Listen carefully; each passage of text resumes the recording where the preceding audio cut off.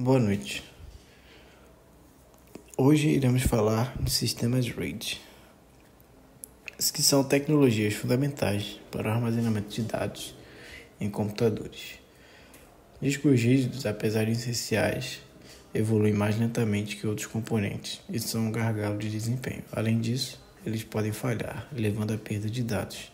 Para resolver esse problema, desenvolvedores e pesquisadores de Berkeley propuseram em 1988 o conceito de RAID.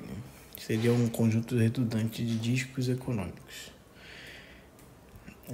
Um sistema RAID cria um disco virtual a partir de um conjunto de discos físicos. Existem níveis de RAID, cada um com diferentes características. Vamos começar falando do RAID 0, que foca em desempenho, mas sem redundância. O RAID 0 pode ser implementado de duas formas principais: os discos físicos ou partições são simplesmente concatenados em sequência para formar um disco lógico. Isso pode oferecer mais velocidade teórica para a leitura e escrita, pois acesso a blocos em diferentes discos podem ser paralelos. No entanto, esse ganho pode ser pequeno se o acesso se concentrar em uma área específica do disco lógico, que estaria mapeado em um único disco físico, e alguns discos podem ser mais utilizados que outros. Temos também o RAID String. Esta é a forma mais comum do RAID 0. Os discos físicos são divididos em fatias ou faixas de tamanho fixo. Essas fatias são concatenadas de forma alternada, RAID Robin, entre os discos físicos para construir o disco lógico. O grande benefício do Spring é que ele se espalha os blocos de dados de forma mais uniforme entre os discos, distribuindo melhor a carga de acesso e assim otimizando o desempenho. Isso é especialmente útil para ambientes que processam grandes volumes de dados temporários, como de computadores científicos. É crucial que nenhum tipo de RAID 0 ofereça tolerância a falhas. Se um único disco de conjunto RAID falhar, todos os dados do disco lógico serão permitidos. Seu foco é puramente a velocidade. Deixarei para os meus colegas tratar do níveis 1 e nível 4 e 5 e o nível 6 do RAID. Muito obrigado.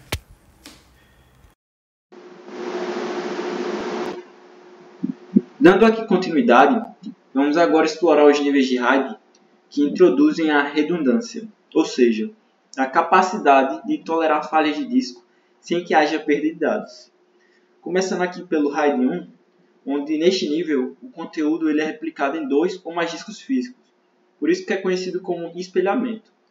E uma configuração muito comum neste nível, ela envolve 2 discos físicos, onde cada bloco lógico é escrito em ambos.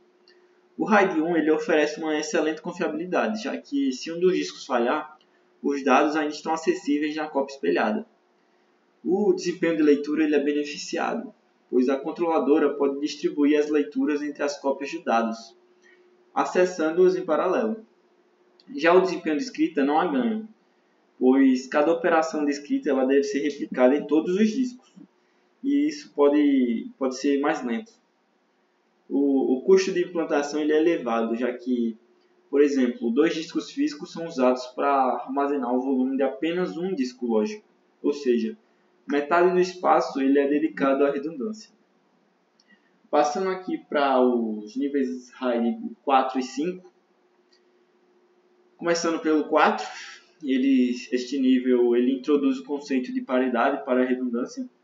Em vez de espelhar os dados, um disco físico ele é dedicado a armazenar informações de paridade. O que é paridade? Paridade é um cálculo que permite reconstruir dados em caso de falha de um disco.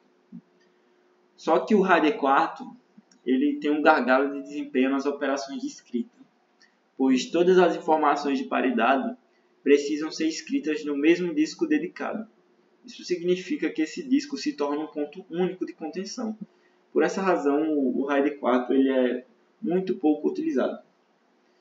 Passando para o RAID 5, ele é uma evolução do RAID 4 que resolve o problema de gargalo de escrita, tornando um dos níveis RAID mais populares. Aqui entra a paridade distribuída.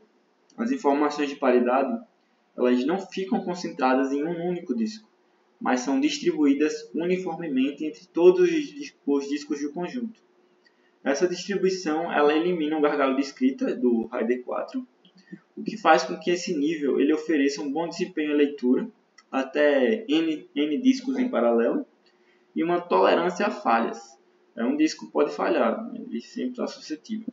No entanto, cada escrita ela exige a leitura de blocos de todos os discos para calcular e atualizar o novo bloco de paridade.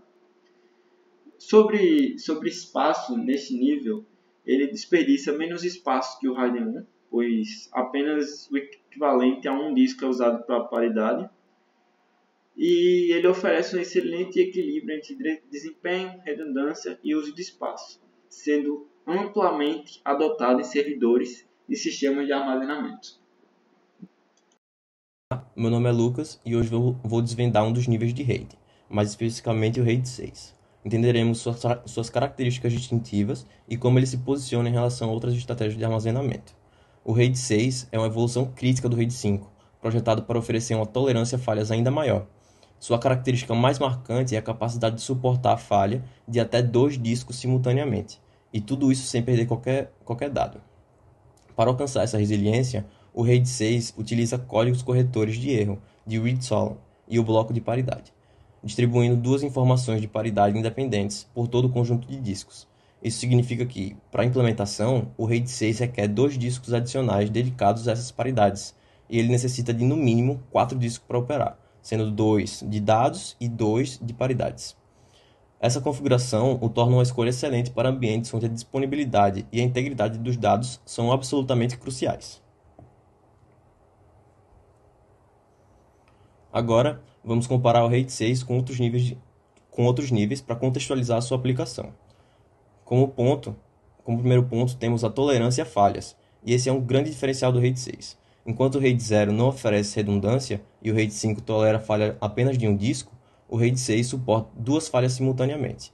Já o RAID 1 oferece N-1 falhas toleradas, mas com um custo de espaço útil muito maior. Falando em espaço útil, o RAID 6 sacrifica um pouco mais de capacidade, com N-2 multiplicado pelo tamanho de cada disco.